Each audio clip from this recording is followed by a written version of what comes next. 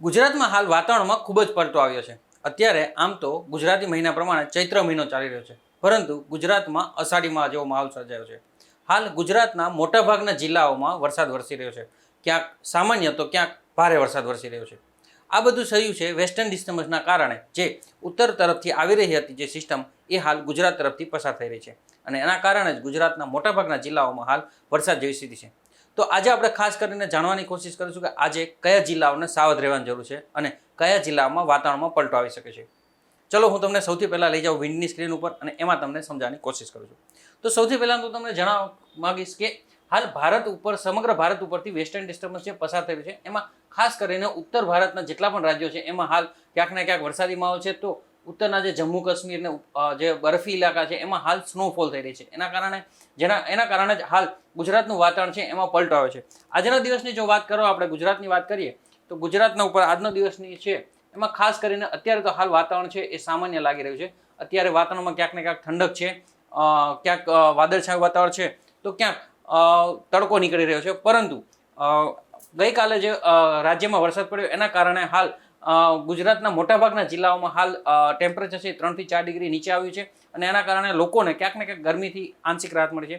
જો આજની વાત કરવામાં આવે હવામાનની આગાહી, તો આજે ગુજરાતના જેટલા પણ દરિયાકાંઠાના જિલ્લા છે એના ઉપર વેસ્ટર્ન ડિસ્ટર્બન્સ છે એ સક્રિય થવાની છે, અને એમાં વરસાદ પડવાની છે, જેમાં ખાસ કરીને ગીર સોમનાથ છે, પોરબંદર છે, જુનાગઢ છે, અમરેલી છે, ભાવનગર છે, આ બાજુ દક્ષિણ ગુજરાતમાં સુરત છે, નવસારી, વાપી છે, વલસાડ, એટલા જે જિલ્લા છે એમાં ખાસ કરીને બપોર બાદ છે એ વાતાવરણ પલટાઈ શકે છે। જેવી રીતે કે કાલે પણ ગુજરાતમાં બપોર બાદ છે વાતાવરણમાં પલટો આવ્યો હતો અને મોટાભાગના લગભગ 70 થી 80 જેટલા તાલુકાઓમાં વરસાદ પડ્યો હતો। એવી રીતે આજે જ પણ ખાસ કરીને ગુજરાતના જેટલા પણ દરિયાકાંઠાના જિલ્લા છે એમાં વરસાદ વરસી શકે છે। ખાસ કરીને મધ્ય ગુજરાત, ઉત્તર ગુજરાતમાં આજે સ્થિતિ સામાન્ય હોય એવું તો લાગી રહી છે, પરંતુ એમને પણ ક્યાંક ને ક્યાંક થોડાક સાવચેત રહેવાની જરૂર છે, કારણ કે ઉત્તરી રાજ્યો છે, મધ્ય પ્રદેશ અને રાજસ્થાન ઉપરથી એક સિસ્ટમ જે પસાર થઈ રહી છે એની અસર ક્યાંક ને ક્યાંક ઉત્તરના જેટલા પણ જિલ્લા છે ગુજરાતના એમાં આવી શકે છે, અને ખાસ કરીને આજે દરિયાકાંઠાના જેટલા પણ જિલ્લા છે એ લોકોને સાવચેતી રાખવાની જરૂર હોય તેવું આજ લાગી રહ્યું છે। એમાં પણ ક્યાંક ને ક્યાંક